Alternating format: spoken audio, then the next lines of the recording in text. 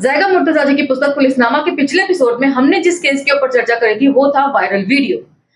इस केस के तहत हमने जाना कि किस तरीके से टारगेट पूरा करने के चक्कर में यूपी पुलिस लोगों को पकड़ पकड़ कर उल्टे सीधे चालान काटती है और इसी चक्कर में वो किसी स्टिंग मास्टर के टारगेट का खुद शिकार हो जाती है।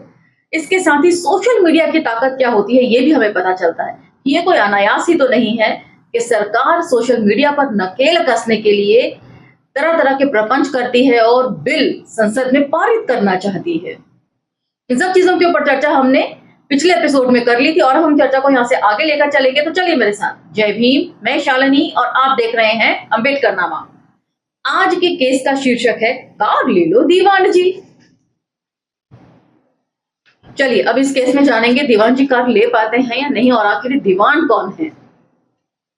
कार ले लो दीवान जी। शेख फरीद बुखारी मुगल बादशाह अकबर के प्रमुख दरबारियों में से एक थे। उड़ीसा में अफगानों के खिलाफ मुहिम में अहम योगदान के लिए अकबर ने फरीद को 1500 घुड़सवारों का मनसबदार बना दिया। अकबर के बाद शहंशाह जहांगीर दिल्ली के तख्त पर बैठे तो शेख फरीद का रुतबा थोड़ा और बढ़ गया। सन 1606 में शहजादा खुसरो ने बगावत की तो उससे निपटने के लिए जिम्मेदारी शेख फरीद बुखारी को मिली। शेख फरीद ने खुसरो को हराकर गिरफ्तार कर लिया। इसकी एवज में जहांगीर ने शेख फरीद को मुर्तजा खान की पदवी देकर 6000 घुड़सवारों का मनसबदार और भरोवल के आसपास की जमीनों का जागीरदार बना दिया।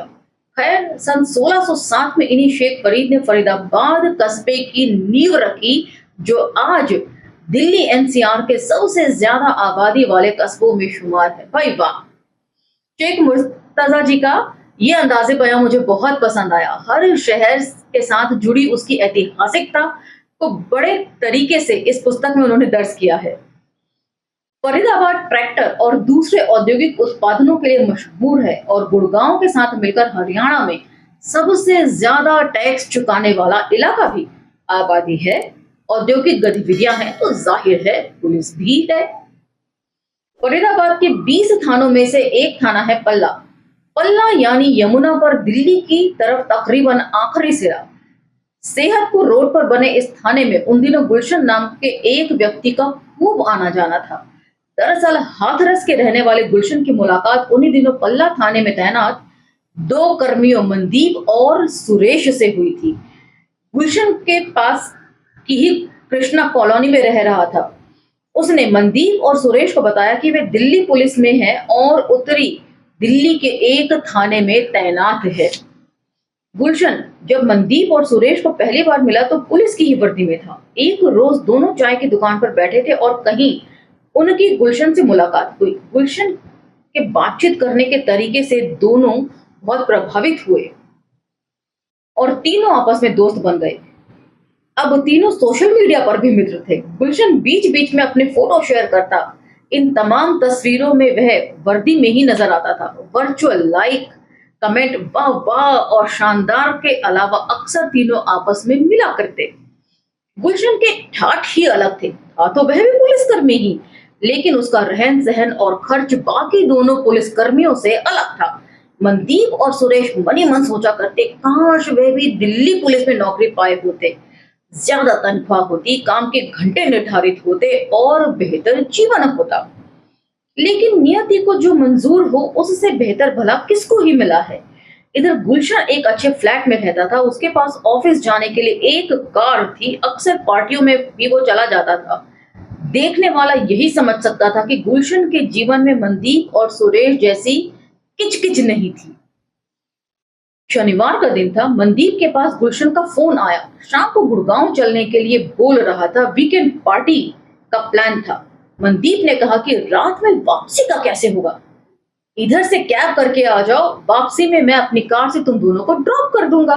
गुलशन ने प्रस्ताव दिया। मनदीप ने प्रस्ताव स्वीकार कर लिया।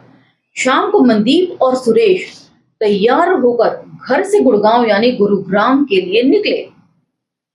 दोनों ने कैब बुक की, लेकिन ओला के ड्राइवर बार बार बुकिंग कैंसिल कर रहे थे।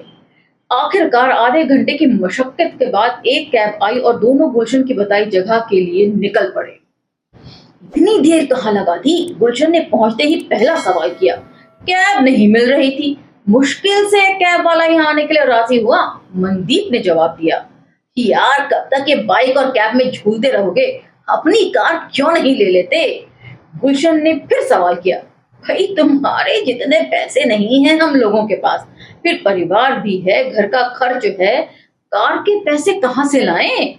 मनदीप ने लाचारी जताई तो गुलशन ने कहा कि नहीं ले सकते तो एक सेकंड हैंड ही खरीद लो, कम से कम वक्त बे वक्त आने जाने की सहूलियत हो जाएगी। इस पर दोनों ने सोचते हुए हामी में सिर हिलाया और कहा कि इस पर सोचा जा सकता है। खैर पार्टी के लिए देर हो रही थी, सो बात आई गई हो गई। दूसरे दिन मनदीप ने ही गुलशन को फोन किया और कहा कि वह उसे दिल्ली से अच्छी हालत में एक सेकंड हैंड कार दिला दे। किसी दिन करोल बाग चलते हैं या मैं अपने किसी जानने वाले से बोलता हूँ, गुलशन ने आश्वासन दिया। उसके करीब 2 या 3 दिन बाद गुलशन मारुति कंपनी की एक स्विफ्ट कार लेकर पल्ला थाने आया। उसने कार मनदीप को दिखाई जो उसको पसंद आ गई। कितने की है? मनदीप ने सवाल किया। मांग तो 1.5 लाख रहा है, गुलशन ने जवाब दिया। साथ ही उसने भरोसा दिलाया कि पैसे वे कुछ कम करवा देगा। गाड़ी देखने के बाद मनदीप ने गुलशन को 50,000 रुपए नकद दिए। उसने कहा कि फिलहाल कैश इतना ही है, बाकी पैसे वे बैंक ट्रांसफर के जरिए दे देगा। गुलशन पर मनदीप को अब अच्छा खासा भरोसा हो चुका था। उसने 50,000 रुपए देते वक्त एक बार भी नहीं सोचा कि वह किसी अनजान को पैसे दे रहा है। आखिर पिछले 6 महीनों से वे दोनों मित्र थे ही। गुलशन पैसे लेकर चला गया। अगले दिन गुलशन का फोन आया और उसने मनदीप से बाकी की रकम ट्रांसफर करने के लिए कहा। आज पैसे भेज दो, मैं कल उधर से कार लेता हुआ आ जाऊंगा, चाहे तो आप मेरे ऑफिस की तरफ ही आ जाएं, बाकी वापसी में हम लोग साथ ही आ जाएंगे, गुलशन ने कहा।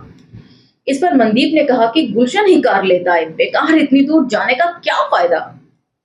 कार तो देख ही ली है और वह मनदीप को पसंद भी है। मनदीप ने उसी समय 49,000 रुपए गुलशन के बताए बैंक खाते में ट्रांसफर कर दिए। बाकी की रकम अगले दिन भेजने का वादा किया।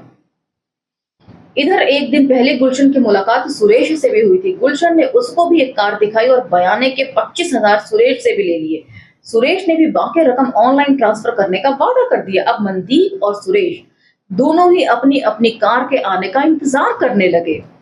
अगले दिन मनदीप के मन में अलग ही तरह की उमंग थी। उसने सुबह उठते ही गुलशन को फोन किया और कहा कि वह सुरेश के साथ उसके दफ्तर आ रहा है।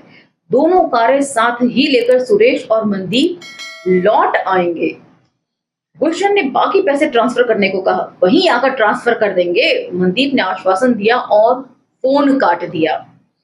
सुरेश और मनदीप तैयार होकर गुलशन के बताए थाने पर पहुंचे। रास्ते में उनकी गुलशन से 2 बार फोन पर बात भी हुई। थाने में दाखिल होते ही उन्होंने ड्यूटी पर बैठे मुंशी से पूछा, गुलशन से कहाँ मुलाकात हो सकती है? कौन गुलशन? मुंशी ने सवाल किया। जी आपके थाने में सीनियर कांस्टेबल है, मनदीप ने कहा। कहाँ से आए हैं आप लोग? मुंशी ने दोनों से नया सवाल दागा। जी फरीदाबाद से आए हैं, हम दोनों गुलशन के दोस्त हैं। कब से जानते हैं गुलशन को? जी कोई 6 महीने से। इस बार जवाब सुरेश ने दिया। कैसे जानते हैं? मुंशी ने फिर सवाल किया तो दोनों झल्ला गए। भाई आप बताइए ना, कहाँ मिलेंगे गुलशन भाई? बेकार सवाल क्यों पूछे जा रहे हैं? मुंशी पर इसका शायद कोई असर नहीं हुआ। क्या करते हैं आप दोनों? उसने फिर पूछा। हम दोनों हरियाणा पुलिस में हैं, मनदीप ने थोड़ा गुस्से के साथ जवाब दिया। हैरत की बात है, आप दोनों पुलिसकर्मी हैं और फिर भी क्या? इस पर सुरेश ने कहा, यही कि आप दोनों ठगी का शिकार हो गए हैं। इस थाने में गुलशन नाम का कोई कांस्टेबल नहीं है। अभी 2-3 दिन पहले ही एक साहब आए थे, उनको कार दिलाने का झांसा देकर गुलशन ने करीब 1 लाख रुपए ऐंठ लिए हैं। इस मामले में विवेचना चल रही है, आप भी अपनी रिपोर्ट लिखवा सकते हैं। मुंशी की बात सुनकर दोनों चकरा गए। सुरेश ने जल्दी से जेब से फोन निकाला। मुंशी की हंसी छूट गई। गुलशन तो फोन लगा रहे हैं, मुंशी ने नया सवाल किया। जी लगा लीजिए, अब नहीं लगेगा। लेकिन अभी रास्ते में ही तो बात हुई थी, ट्राई कर लीजिए। सुरेश ने नंबर डायल किया। This number is not available. Phone के स्पीकर से आवाज आई। उसके बाद डायल किया गया नंबर फिर कभी उपलब्ध नहीं हुआ और गुलशन दोबारा कभी दिखा नहीं। उसने पुलिस को पुलिस बनाकर चूना लगा दिया। अब वह किसी नए शिकार की तलाश में होगा और ठगी का शिकार बनी पुलिस उसकी तलाश कर रही होगी। तो इसके साथ ही एपिसोड समाप्त होता है। इससे एक बात तो पता चलती है कि पुलिस वाले कितने भी स्मार्ट हों, कितनी भी ट्रेनिंग उन्हें मिल जाए, लेकिन होते तो वो आपके और हमारी तरह एक आम इंसान ही हैं। चोरों को पकड़ते पकड़ते उन्हें इस चीज का एहसास ही नहीं होता कि उन्हें भी कोई ठग सकता है। ये केस आपको कैसा लगा मुझे कमेंट सेक्शन में जरूर बताइएगा। यदि आप तक नोटिफिकेशन नहीं पहुंच रहे हैं तो आप नोटिफिकेशन तक पहुंच जाइए, क्योंकि वीडियो तो हर रोज अपलोड होती है 6 बजे। इसी के साथ यदि पसंद आए तो इन्हें लाइक शेयर सब्सक्राइब भी कीजिए और दूसरे सोशल मीडिया पर हमें फॉलो भी कर सकते हैं। मिलते हैं अगले एपिसोड में अगले केस स्टडी के साथ। अब मुझे आज्ञा दीजिए। जय भीम, धन्यवाद।